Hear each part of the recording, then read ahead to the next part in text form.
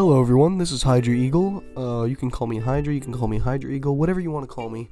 That works. Now, this is the first video on my channel. However, I have been making content for quite a while.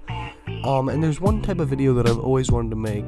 That is a Madden Cupcake rebuild. If you don't know what that is, in older Madden games, you used to be able to create a team, and one of the types of teams you could create was called a cupcake. Now, if you need me to spell it out for you, what a cupcake is basically just the worst team you can possibly imagine. There is not a single good player on this team. So, today I'm going to introduce you to the Hartford Hive, the newest team in the NFL. Out of Hartford, Connecticut in the AFC North Division, replacing the Cleveland Browns, we're going to see this team go from likely 0-16 to a Super Bowl in this series. I hope you're as excited as I am, and let's get right into it. Now, I did play the first preseason game off camera, just to get kind of a feel for it, and now we're going to take a look at the roster, and as you can see, there is really not much here. I mean, you got an okay rookie quarterback, but outside of that, it's all 50s and 60s overall. It's really bad, and our best rated player is a tight end, but he can't catch, and he has like 50 speed. He's just a blocker. He's an extra offensive tackle, which I guess is useful when your team can't block at all. But this roster is really the worst roster in history. This is easily the worst team in history, worse than the Cleveland Browns, worse than the Detroit Lions, and it's going to be a fun rebuild. Now, actually, I'm kind of confused on what difficulty to use, because in the first week I went on all Madden and I lost 80-0. And I don't want that to happen, obviously. I want the team to be bad, but I don't want it to be that ridiculous.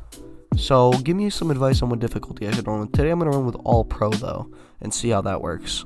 And off we go. Here's the first kickoff in this series and in the history of the Hartford Hive. Let's see how our first drive goes on offense.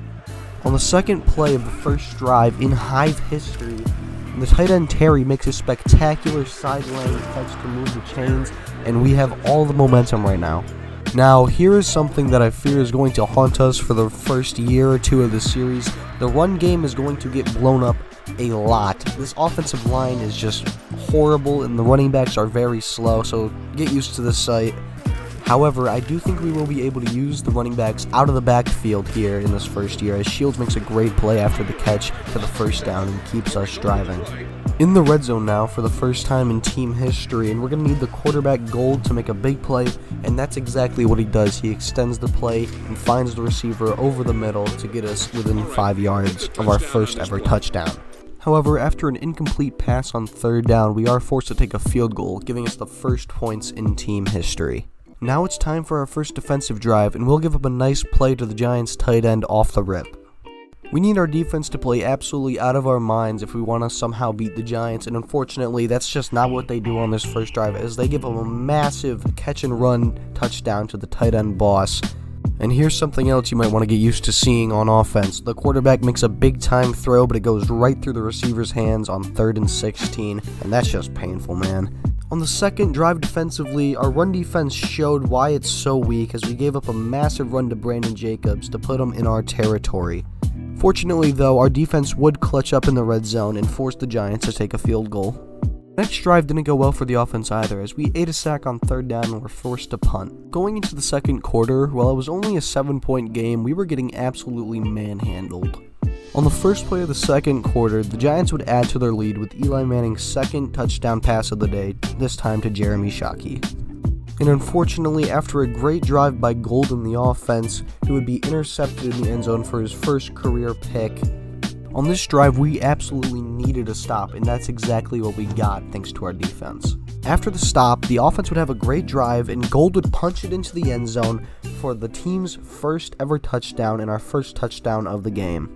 Before the half, we would get one more chance to score, but would end up throwing a back-breaking interception into double coverage. David Carr and the Giants' backups would be driving down the field before a nice stop by our defense would force them to take a field goal. The backup quarterback, O'Neal, would make a really nice play to open up this first drive of the second half for us. Later in the drive, however, O'Neal would throw his first interception, and it was a really bad one. Later into the third quarter, I would end up going full Kirk Cousins and throw it short to my tight end on 4th and long. Nearing the end of the third quarter, the Giants would get down to our 1-yard line, but for some reason ended up trying to kick it on 4th and 1 at the 1-yard line. Heading into the fourth quarter, we were getting absolutely just obliterated by the New York Giants. I mean, the rosters aren't even comparable. This game's not really close. It's not even as close as it looks, and it doesn't look very close. And would you believe it, on the first play of the fourth quarter, we get an interception off of David Carr to open it up. Maybe there's still a chance. Unfortunately, we would not end up scoring off this turnover, as I threw this comeback route way too late and way too high, and it's just getting very frustrating at this point. Luckily though, David Carr would read the coverage worse than Stevie Wonder and throw a terrible deflected pass, so we still had hope. However, all of that hope was crushed as we would throw another back-breaking interception here in the fourth quarter to pretty much seal it for us. The Giants then marched down the field all the way down to our 2-yard line, where they were able to easily punch it in for a rushing touchdown. After this, I knew the game was absolutely over, so I decided to super sim the last bit of the fourth quarter and get the game over with. Taking a look at the post-game stats, I think that Gold actually had a pretty good game. I know that his passer rating is in the 40s, but he was able to have the first touchdown of the season on an awful roster, and he only threw 2 picks. I'm actually very okay with that. There's a chance that we can keep him long-term as the franchise quarterback if he keeps up like this and gets better. Alright, well, this is the end of the first episode of the series. Please tell me in the comments below, what you think, what you want to suggest for future videos, what should I do with the difficulty, anything you have to say, please let me know. I'm kind of new to gaming YouTube, so it would be very helpful. With that being said, thank you for all watching. I would appreciate it if you would like and subscribe, and have a good day.